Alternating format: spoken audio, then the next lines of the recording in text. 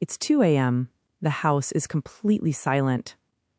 You've had a long, exhausting day, and all you want to do is close your eyes and fall asleep. But the moment your head hits the pillow, your brain decides it's the absolute best time to launch a full-scale investigation into your life. Suddenly, you're replaying an awkward comment you made at work 3 weeks ago. Then your mind jumps to next month's finances. Then it starts running a horror movie simulation of what happens if your current project fails. You turn from side to side. You tell yourself, just stop thinking and go to sleep. But the harder you try to push the thoughts away, the stronger and louder they become.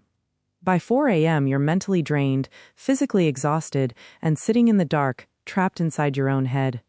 If you've experienced this, I want you to know something important right now. You are not broken, and you are not crazy. You are simply trapped in the mechanism of overthinking. Most people look at overthinking and mistake it for being a deep thinker or analyzing things carefully. But modern psychology reveals something very different. Overthinking isn't intelligence. It is an unregulated stress response. Welcome back to the MindShift podcast. In today's 5th episode, we are conducting a deep masterclass into the mechanics of the overthinking brain. We're going to dissect why your brain builds these endless mental loops, the neurological trap keeping you stuck, and 6 high-value science-backed strategies to quiet the noise and reclaim your peace of mind. To conquer overthinking, we first have to map out what is happening inside your brain when this mental storm takes over. There is a massive psychological difference between active problem-solving and overthinking, even though they feel similar on the surface. Active problem-solving is driven by the prefrontal cortex, the logical, decision-making part of your brain. It has a clear direction. It looks at a situation, asks, what can I do about this right now, formulates a step-by-step plan, and moves into action. It moves forward toward a resolution. Overthinking, however, is driven by the amygdala, the survival and threat center of your brain. Overthinking doesn't look for solutions. It looks for certainty. When faced with an unknown future, your primitive brain panics. Because it hates the uncomfortable feeling of not knowing, it starts running endless worst-case scenarios to try and predict every possible outcome. It's like buying insurance against every potential tragedy in the universe. But here is the brutal paradox. Running a simulation of a problem does not solve the problem. It only forces your body to experience the stress of the problem in real time. Overthinking is a hamster wheel. You put in a massive amount of mental energy, you run thousands of miles in your head, but when you step off, you are in the exact same spot, just completely exhausted. Psychologists break overthinking down into 2 main categories, and most people suffer from a combination of both. 1. Rumination, living in the past. Rumination is the act of chewing on past events over and over again. You analyze past conversations, old breakups, or mistakes you made years ago.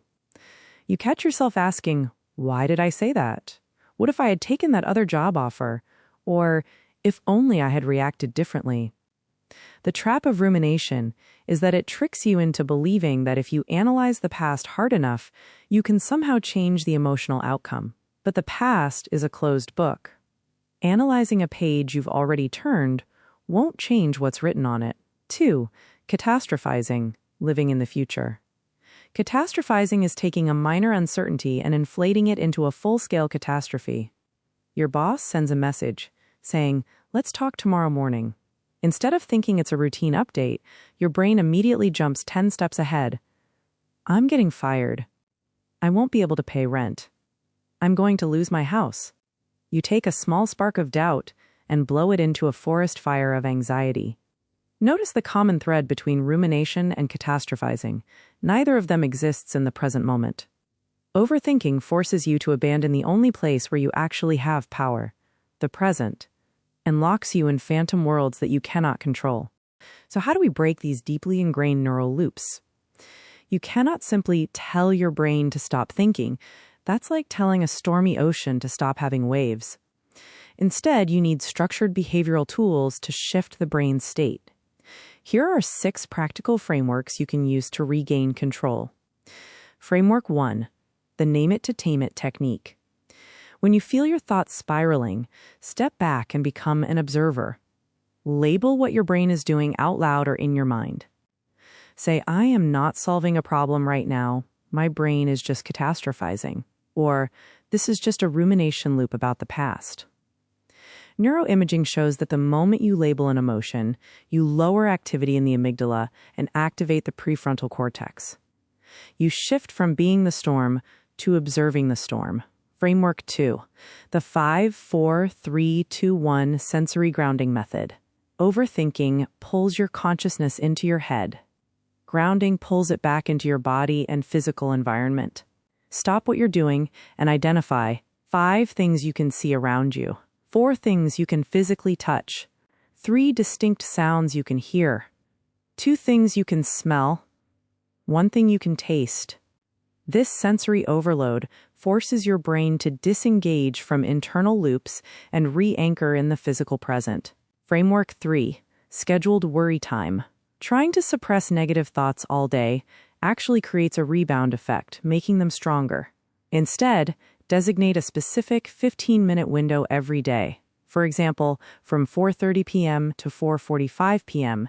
as your official worry time. If an intrusive thought pops up at 11 a.m., write it down on a piece of paper and tell yourself, I am not ignoring this, but I will process it at 4:30 p.m. When 4:30 p.m. comes, examine the list. You will find that 90% of those thoughts have lost their emotional power. Framework 4, the 5-year rule, perspective alignment. When an anxious thought takes over, ask yourself one question. Will this issue matter in 5 weeks, 5 months, or 5 years? Most of the things that keep us awake at night, an awkward social moment, a minor mistake at work, an unanswered text, won't even matter in 5 days. This simple question recalibrates your cognitive scale. Framework 5. Convert thoughts into the next microaction. Overthinking thrives in passive abstraction. The ultimate antidote to overthinking is physical action. If you are overthinking a massive project, stop analyzing the whole mountain. Ask, what is the absolute smallest, easiest microaction I can take in the next 2 minutes? Clean the desk, open the document, or send one short email. Action absorbs focus and silences thought. Framework 6. Thought diffusion. You are not your brain. Understand this fundamental psychological truth. You are not your thoughts. You are the space in which thoughts appear. Just because your brain generates a thought like, what if everything goes wrong, doesn't mean it's a fact. Treat your brain like a noisy radio playing in the background. You don't have to agree with every song it plays. You can just let it play while you focus on what you're doing. Peace of mind isn't found by fixing every bad scenario your brain invents. Peace of mind is realizing that you don't need to engage with every thought your brain produces. The next time you find yourself stuck in a 2 a.m. loop, take a deep breath, recognize the trap, ground yourself in your physical body, and step back from the wheel. You are in control of your attention, even when you aren't in control of your thoughts. Now, I want to hear from you. Which of these 6 frameworks resonated with you the most? Is it rumination or catastrophizing that gets you more often? Let me know in the comments below. Let's keep the conversation going. If this masterclass brought clarity and calm to your day, please hit the like button, share this with a friend who is overthinking right now, and subscribe to MindShift for more deep dives into human psychology. Take a deep breath, trust yourself, and keep moving forward. I'll see you in the next episode. Bye!